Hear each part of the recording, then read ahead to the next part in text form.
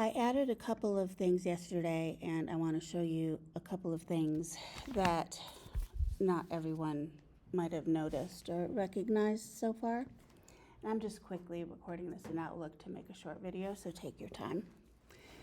One of the first additions is a new discussion, and in this discussion, we are going to imagine something like a conversation between Zora Neale Hurston and W.E.B. Du Bois. But the focus is going to be the performances at the Super Bowl. So if we think about Hurston's criteria for art and Du Bois's criteria for art, the question is, and you can choose any aspect of the artistic performances from Super Bowl 59. The question is, how would Hurston and Du Bois evaluate them, and to what extent would they critique them or provide more evidence that they are an important part of artistic voice, or support the ideas that the performances bring about, and questions of civilization, primitivism, some of the issues that we've looked at. So this is a very big synthesis discussion, kind of like the discussion in which we discussed the Harlemites. And I added a couple of resources to make this particular discussion more focused. The first one is a new Venn diagram that looks at Hurston's view of art and Du Bois's view of art, and another Super Bowl edition of the Too Long to Read document. I'm going to open those in my Word instead because it makes it a little bit easier.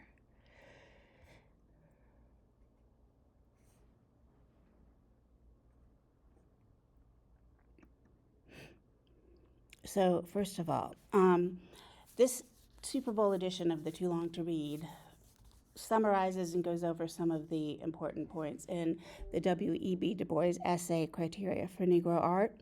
And I included two quotes from that speech.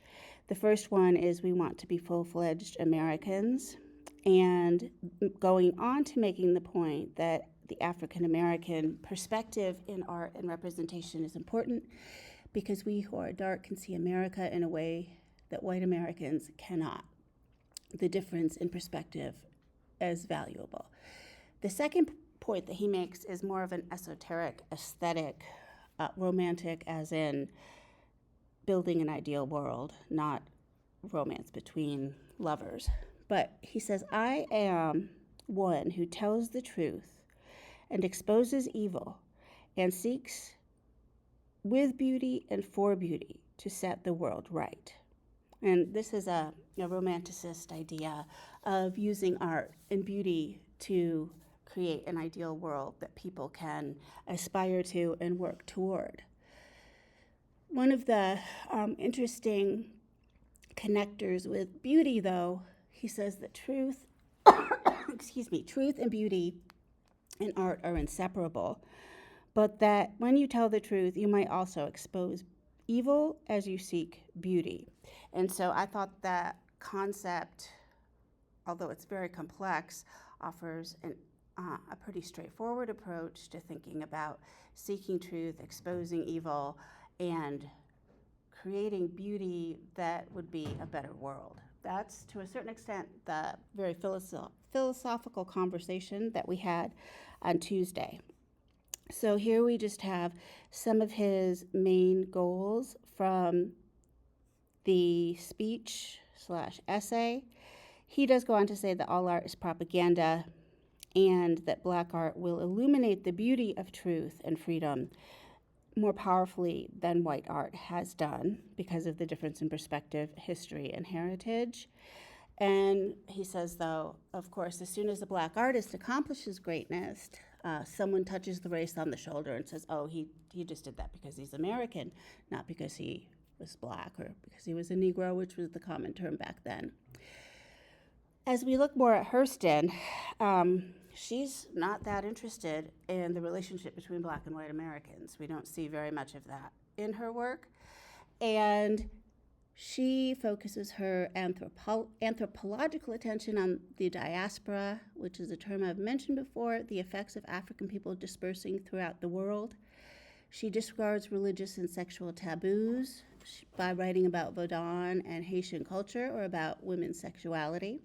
And she also, and those are things that Du Bois says can be shameful, can make us bow our heads. And third,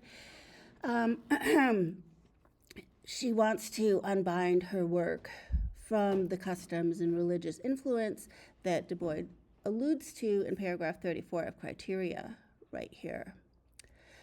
So to connect that with the Super Bowl, there is a module with the 3 Super Bowl performances, and the prompts to think about when you do the Venn diagram and participate in the upcoming discussion are elements of performance or symbolism that align with Hurston's approach versus elements of performance and symbolism that align with Du Bois's approach. And then, of course, where is the overlap both with Hurston and Du Bois, but also possibly with 2025 and 1926.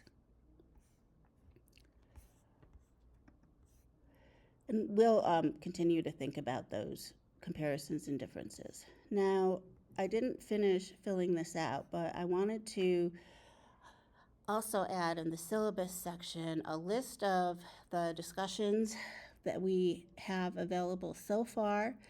Those add up to 24 points.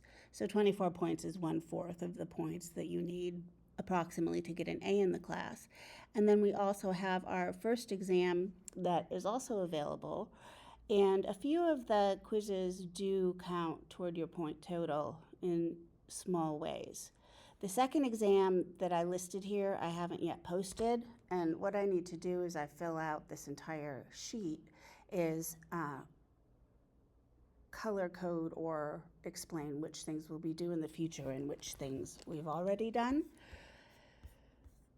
And finally, if you still plan on doing the Harlemites discussion, and I changed the name of it because it's no longer really a paper prep, I changed the name of the 4th discussion just to A Dialogue Among Harlemites. If you would like to still do that, here are some suggestions about the ways you could enter the discussion without making a brand new post, but by reading your classmates' posts and furthering the discussion. And this is a practice called analytical groups, and it's a very pointed and effective way to have a conversation in a real time or a online discussion. So first of all, you can be the proponent who agrees with what your classmate has said and adds additional evidence to support that point. You can be a critic who can disagree and then also add evidence that contravenes. Now, for the most part, I act as the critic in my so-called roasting as Du Bois's white professor, but you can also be a critic if you choose. An illustrator is someone who identifies the most relevant and persuasive examples in response to a point someone has made.